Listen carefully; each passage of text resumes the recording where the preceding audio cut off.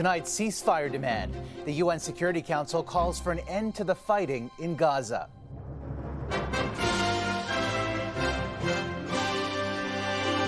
The unprecedented vote. The draft resolution has been adopted. As the U.S. abstains, raising tensions with Israel. Bibi thinks he's playing to the crowd. He's definitely playing to his base. Major airlines fighting Canada's Passenger Bill of Rights in the Supreme Court. I was not allowed to board. I was not given a refund. Also, baseball superstar Shohei Otani breaks his silence about a gambling scandal. Plus, U.S. federal agents raid homes connected to music mogul Sean Diddy Combs as part of an ongoing sex trafficking investigation. And some unexpected family ties. I was kind of scared because you just never know what you're going to find. The surprising new bonds formed after an incredible DNA discovery. To family!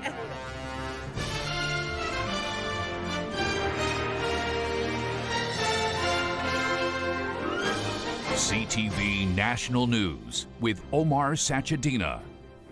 Good evening, everyone. There are deepening diplomatic tensions tonight between Israel and the United States. A public rupture between two historical allies, increasingly at odds about the path forward in Gaza. Israel's prime minister today scrapped a visit by his senior advisors to the White House later this week after the U.S. abstained on a United Nations Security Council resolution calling for a ceasefire in Gaza. That's a first since the war, a vote the U.S. could have vetoed. CTV's Adrian Gobriel starts us off tonight with the impact of the standoff. Nearly 6 months after the Israel-Hamas conflict began, The draft resolution has been adopted. the United Nations Security Council passed its first vote calling for a ceasefire in Gaza, Those against, abstention. with only the United States choosing to abstain from the vote. We did not agree with everything in the resolution. We fully support some of the critical objectives. Absent from the draft resolution, language condemning Hamas, a serious sticking point for the U.S. What it does include is a demand for a ceasefire in Gaza during the holy month of Ramadan, which only has 2 weeks remaining. It also calls for the release of all hostages taken during Hamas's October 7th attack, though that request isn't tied to the ceasefire demand. This ceasefire must be linked to hostages being released, Hamas laying down its weapons, and also making sure that humanitarian aid can reach Gaza.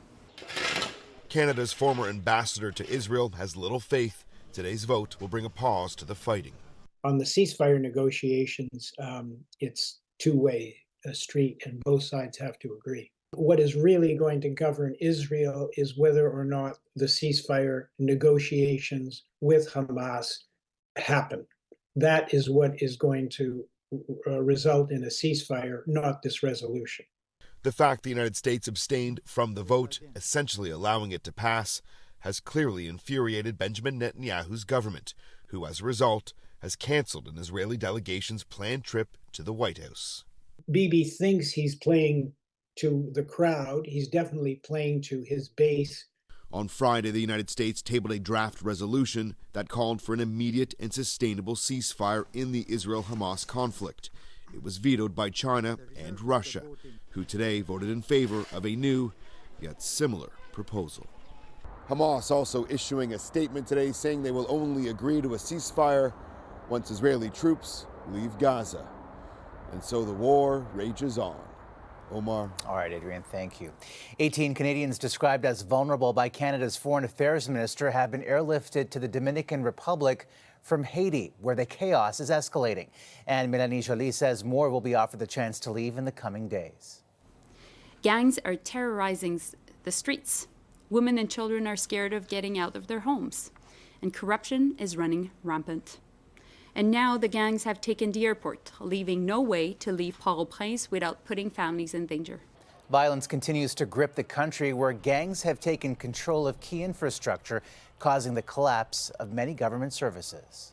We are making plans so that they can safely make it to the point of reunion, and we take it from there. Earlier this month, about 3,000 Canadians were registered as being in Haiti, but fewer than 300 have requested assistance to leave. A group of domestic and international airlines is fighting Canada's compensation mechanism for travelers at the Supreme Court. CTV's Judy Trin on the legal challenge seeking to quash the Passenger Bill of Rights. My legal name is Adriana Lucretia Van Olden Barneveld Genamd Tulling. Lucy Van Olden Barneveld's full name requires an extra page in her passport. She was knocked off an Air Canada flight to New York City because her long Dutch name couldn't fit on a ticket. I was not allowed to board. I was not given a refund, and I had to buy another brand new ticket on Porter to leave later that afternoon. She didn't get her $800 back, but got a voucher for 20% off her next flight.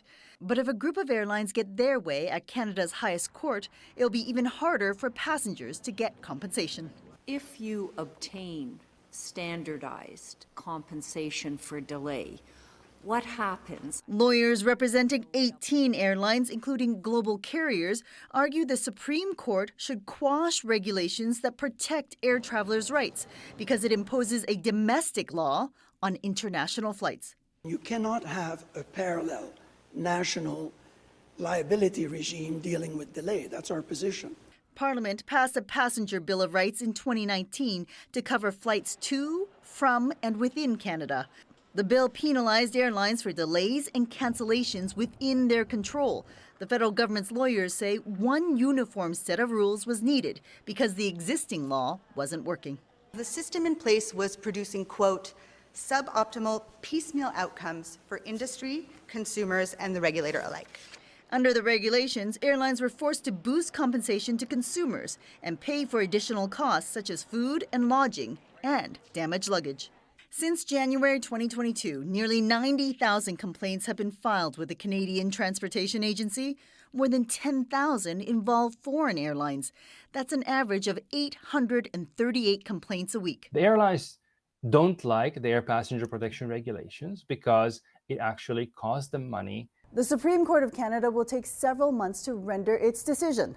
In the meantime, the Canadian Transportation Agency says passengers should expect an average of 18 months to resolve disputes with the airlines. Omar. All right, Judy, thanks. A major shakeup at Boeing today as the company battles an ongoing safety crisis. The CEO today announced he's stepping down by the end of the year. Let's not avoid the call for action. Let's not avoid the changes that we have to make in our factory. Dave Calhoun has been under pressure after 5 years of crisis and groundings involving 2 MAX 8 crashes that killed more than 340 people, the MAX 9 door plug blowout, and quality control breakdowns across Boeing. Boeing stock has plunged 26% so far this year, prompting some major changes. In addition to Calhoun, the head of commercial aircraft is leaving. The head of 737 production has already left, and Boeing's board chair will not seek re-election. Heavily armed U.S. federal agents raided 2 homes belonging to music mogul Sean Diddy Combs today. The Department of Homeland Security staged coordinated raids on his residences in Los Angeles and Miami, related to a trafficking and sexual assault investigation in New York. Police in tactical gear executed search warrants, reportedly detained 2 of his sons in L.A., and seized 3 phones. The 3-time Grammy winner has recently been swept up in civil lawsuits in which he has been accused of sexual assaults, accusations he has denied.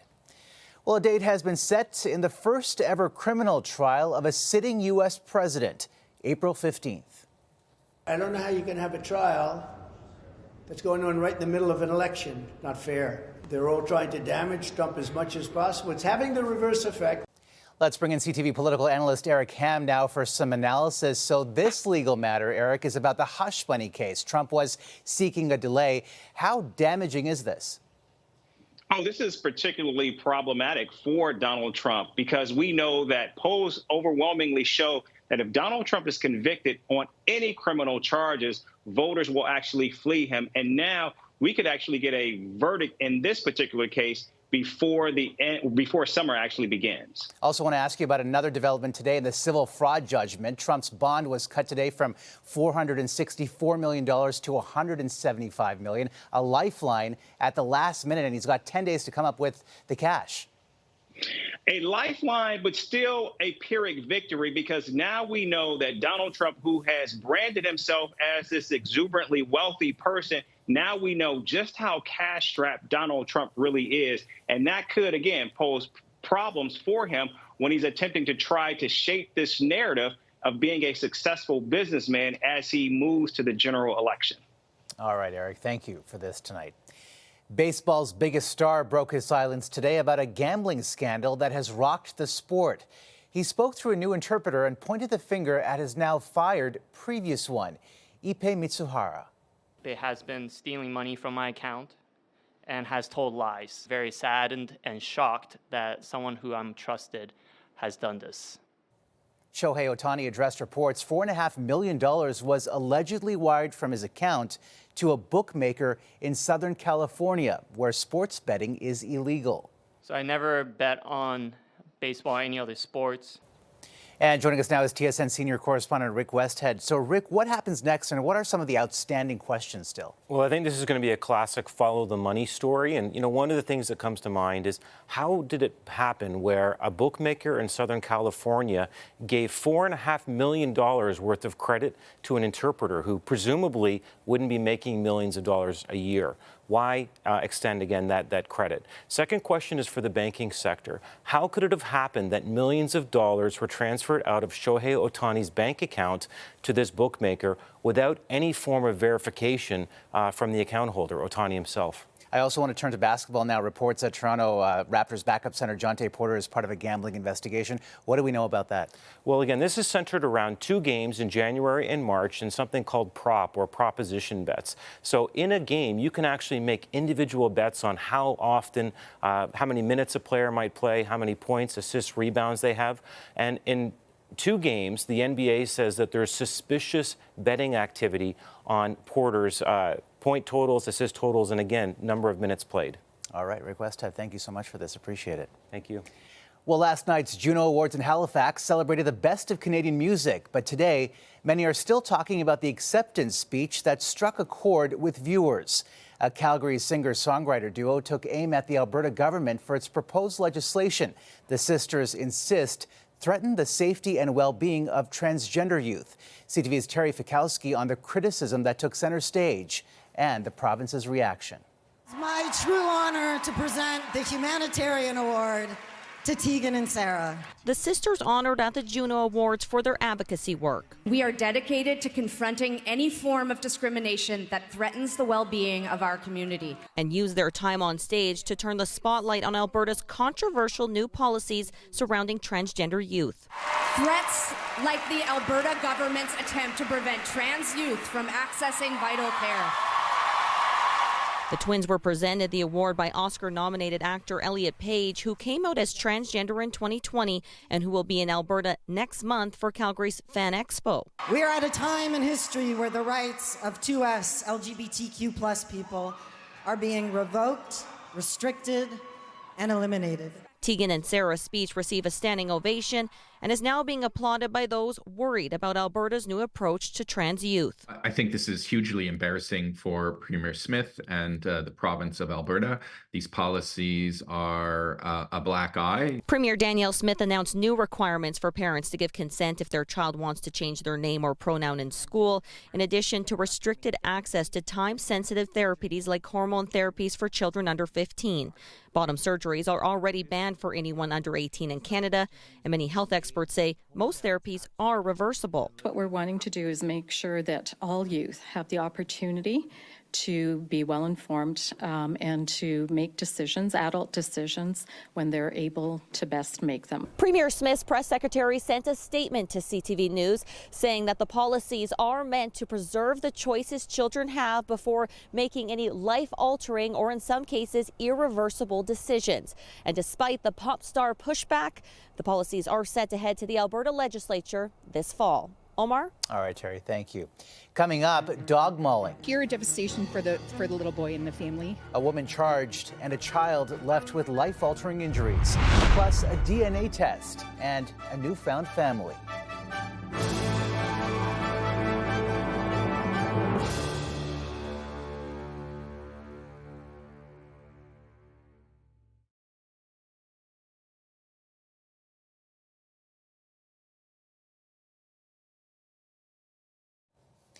There are urgent calls for better protection tonight after a vicious mauling in a Toronto playground over the weekend. A woman has been charged and a child left with what police are calling life-altering injuries. Here's CTV's Janice Golding. Police say at 10:15 Saturday morning, a woman was inside this playground, which is surrounded by no dogs allowed signs, when her unleashed animal charged at a child through an open gate. Pretty angry about it, to be honest, because that's for kids. And too often I'll see people in there with their dogs. Somebody would go into the playground where it's the only sacred place that children have, that dogs haven't pooed and peed everywhere. It's such an unfortunate thing that happened. Investigators say the animal dragged the 9-year-old to the ground. They add the woman, along with the child's father, attempted to get the dog to release the child, and when it did, the woman fled. This is unfortunate. I mean, a little child, and I can't imagine what it was like for the father. Pure devastation for the little boy and the family of the little boy, especially the father being there as well. Police released these images of a woman and a dog fleeing the area of Little Norway Park where the attack occurred, and Patricia Siarek was arrested yesterday. Unless you're in a dog park, the dog should not be off leash, no matter how friendly the dog is. Siarek faces a count of criminal negligence causing bodily harm, as well as 4 dog-related offenses, including ensure dangerous dog is muzzled at all times when off the owner's property. While Toronto Animal Services would not comment on this case specifically, its director said in a statement, there are approximately 450 dogs in the city under an active dangerous dog order.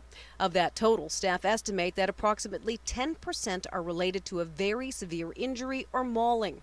A few people make it bad for all of the responsible dog owners, of course. I had written to the city councillor's assistant about the off-leash problem a couple of weeks ago, and the outcome is definitely nothing that anybody wanted. The dog was seized by Animal Services. Janice Golding, CTV News.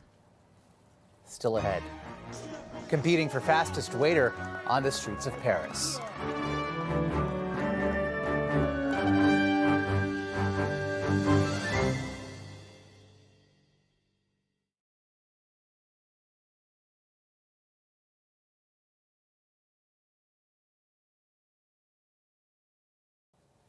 A Quebec teacher and his school board are facing a $1.5 million lawsuit from angry parents who claim their children's art is being stolen and sold online. Parents of 10 students at the Montreal area high school say they stumbled across their children's art for sale on merchandise, including mugs, phone cases, pillows, and shirts. They've now filed a complaint under the Copyright Act.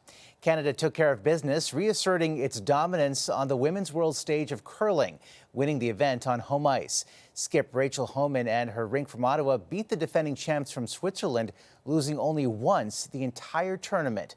Here's CTV's Garrett Barry on their recent roll. The skip from Ottawa had been at this stage before and won. But even for Rachel Homan, the nerves crept in. I don't know if it's there. A pivotal point late in the game, Team Canada was debating a high-risk shot, known in the curling world as a split. Make it, and their chances of winning would skyrocket. Miss, and Homan would hand control back to the Swiss. Could this be the game right here? She said, you know what, let's just do it right here. And a lot of skips would be quite honestly afraid to do that. With the throw and the flurry of sweeping, the stones moved just enough. Homan grabbed control and never looked back. The Homan Empire will rule the world. The energy in the crowd is something that we just enjoy and have so much fun with, and it makes it so memorable. I don't think there was an empty seat there in the final. It was packed, and we loved their energy. It was a lot of fun. The win highlights an incredible season for Team Homan. They've won 62 games and 7 tournaments, while only losing 6 times all year. It's as good as we've ever seen a team play, men's or women's, over the last, let's say, 3 months. Homan's victory also returns Canada to the top of the world podium for the first time in 6 years. Getting back the gold, a familiar feeling for Canadian curlers after other countries recently challenged their dominance. And I think everybody kind of came to that realization, like, we can talk all we want about the format of the Brier and the Scotties. We're going to get on the top of the podium based on hard work. Canada will be put to the test again in just a few days at the World Men's Championship in Switzerland. Garrett Berry, CTV News, St. John's. Great job. And in Paris, a competition of another kind for the city's fastest waiter. 200 of them raced almost 2 kilometers in uniform, carrying trays with water, an espresso cup, and a croissant. The rules: no running. Only one hand could carry the tray, and the water couldn't spill. The race goes back to 1914, some years carrying wine instead of water. In 1929, these two got a little creative. A lack of sponsorship had put the race on pause in recent years, but the city brought it back. In the end, the winner victorious but exhausted, taking home the bragging rights. After the break. I was excited about doing it, but I was kind of scared because you just never know what you're going to find. A fascinating family find for long-lost siblings.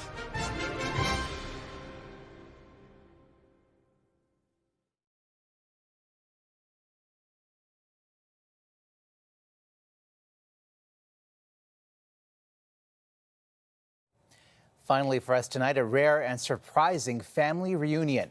What began as a quest to confirm her Indigenous ancestry ended with the discovery of surprise siblings for a Saskatchewan woman. Here's CTV's Allison Bamford. To family! A family reunion that the Wheelers never imagined would happen, all because Pam Curry took an at-home DNA test to confirm her Indigenous ancestry. I was excited about doing it, but I was kind of scared because you just never know what you're going to find. And what she found was a decades-long family secret. I was in shock. I had no idea that they existed. A DNA match revealed she had 2 younger brothers, twins Todd and Scott Moross, who'd been searching for their biological family. So we've always known we were adopted. We grew up with foster kids our whole lives. So we knew, what it means to not have family. Pam's parents gave up the twins at birth, but never told her or her other 2 siblings. A tough decision her mom thought was best for the family. But she had a change of heart once they found out about each other. She's not living with that secret anymore. And so I'm just so happy for her that she's able to accept what she did and move on and be happy having them in our lives now. Lives that somehow never crossed, even though the twins grew up in Moose Jaw, Saskatchewan, just a 2.5-hour drive from the Wheeler family home. We could have bumped into them or seen them at any point. But they say it was meant to be, how everything played out. While they were strangers, they clicked right away with no hard feelings, only happiness. I talk to my mom almost every night just to hear her tell her that she loves me, and I tell her that I love her. Since reuniting almost 5 years ago, Todd has changed his last name to match his biological family's.